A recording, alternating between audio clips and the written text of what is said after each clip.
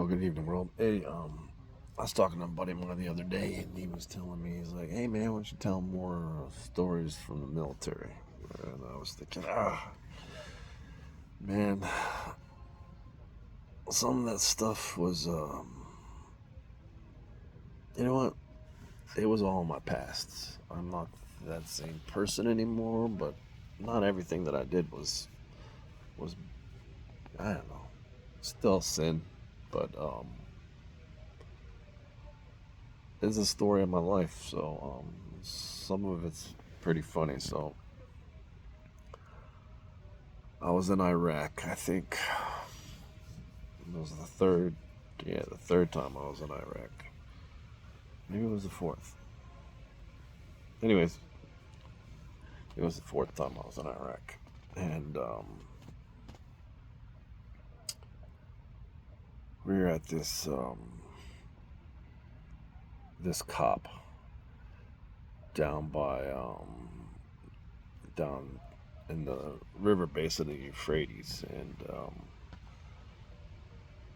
and I think the next closest place was probably Haditha Dam, and I spent a lot of time inside there too. But we were we were there trying to.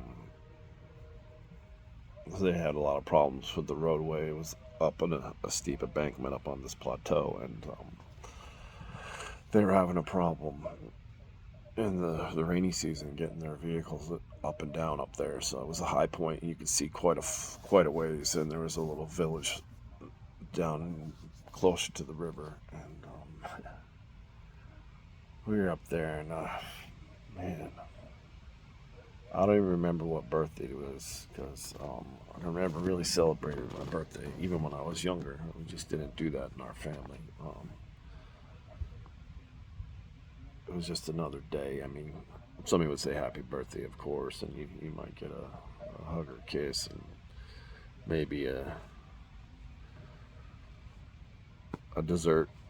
But anyways, we were up there, and my buddy Dave Coble and Short Pants, Lawler, and Doc Cherry and Salisbury, and the guys that I was running with from Rockhound. And we basically drive the all over Iraq, from Kuwait all the way to Syria, and we'd be on the road and some crazy stuff. And we were up there, and we had gotten a case of these Otis Spunkmeyer chocolate chip muffins. And I don't know if you've ever had them, but they're delicious. I mean, and something like that was a rarity over there. So, and it had been a long day. I was exhausted. It was my birthday. I mean, I was probably in my early 30s, and yeah, it was rough. Like I said, I already been there. I think it was my fourth time. I'd already been to Iraq 3 times, and I did 3 tours down in the prison down in Gitmo too. I actually helped build the prison and the hospital. That, anyways, and so we're there, and I come out of the port of John, and we're staying in tents again. These big, crazy, huge tents, and I come out of the porta john, and these guys start singing happy birthday to me, and they have a cupcake with a cigarette um, stuck at the top of it, and it was lit, and I pulled the cigarette out of it and took a drag off of it, and took a big old bite off the muffin, and all the guys told me I was gay for being so old. I was one of the older guys, except for the guy Dave that actually started. He actually it's an interesting story after this. Just a little side note, but and the funny thing is, later that night, I had been in a lot of pain and my urinary tract area, and that night I peed out probably one of the largest. It was like 1 in the morning. It's like it's dark and it's hot, and I'm in a porta john and I'm in pain, and I pee out this. This is the same porta john too. I pee out this stone, and it was the worst pain that I'd ever felt. And I've had a lot of surgeries and broken bones and everything like that. So, but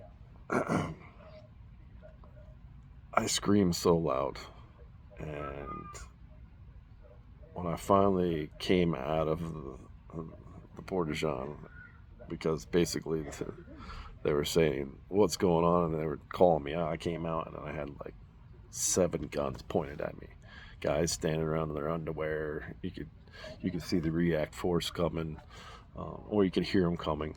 And anyways, so yeah, that's almost got shot passing a stone in Iraq on my birthday, and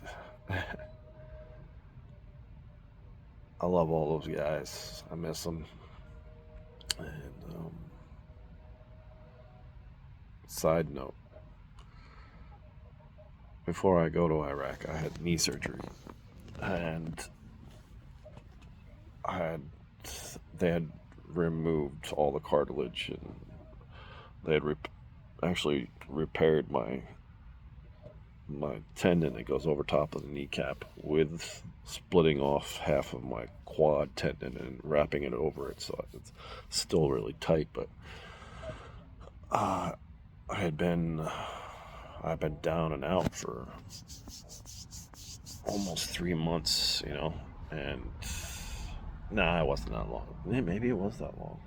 I was so high on pain medicine for so long during that. But anyways,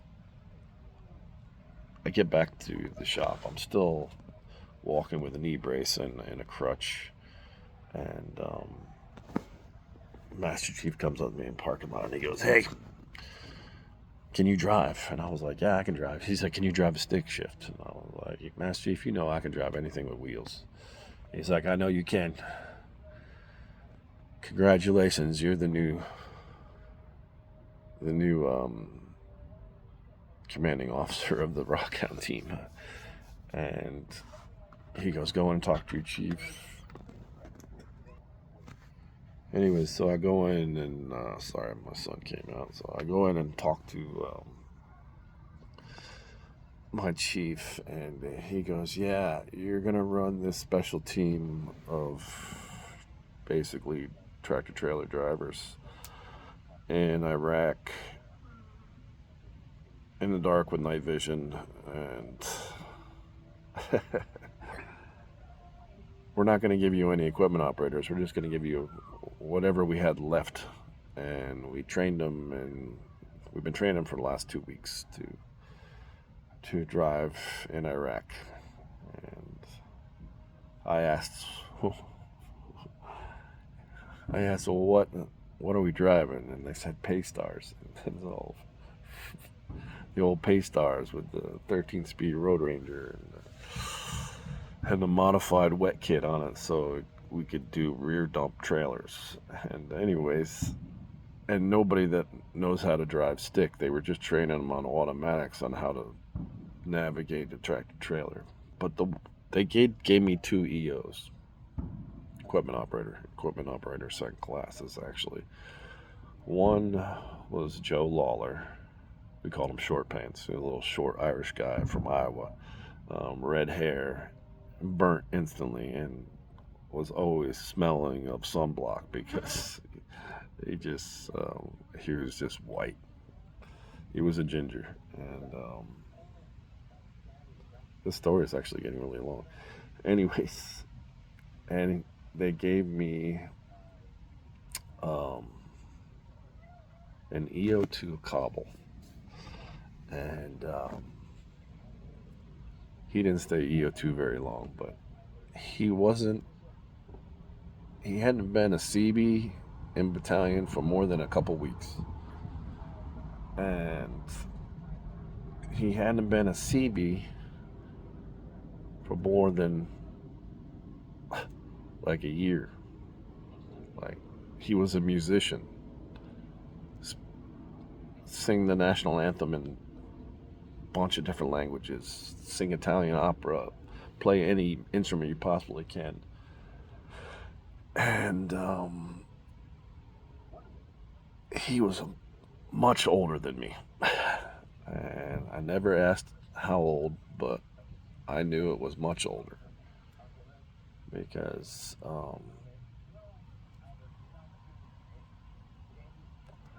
the day we were leaving to go to Iraq, I'm just newly back. My knee is shaky at best. I'm wearing a brace.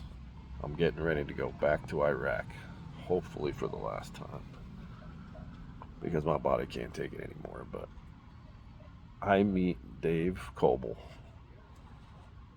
family, and I meet his mother and his father, and they look like my grandparents,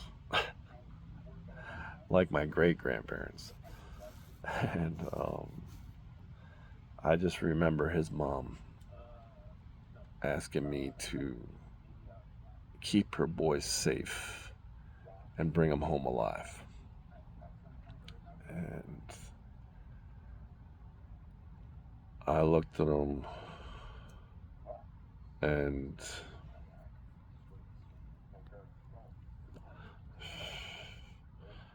he, I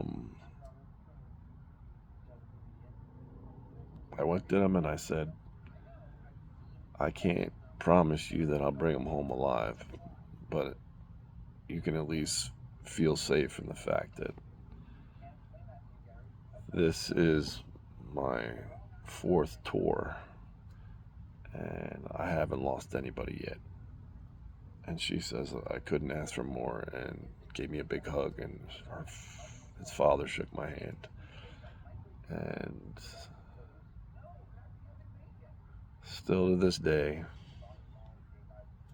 however many years later, we still talk to each other, and he ended up staying in the military for a long time. And I think he even made senior chief out of it. But yeah, that's my story, and I hope you liked it. May God bless us all. One love. Not everything that I did in the military haunts my dreams, but having stories like this helps me even more know that those dreams aren't real anymore. That war can no longer hurt me. God bless. Have a good night.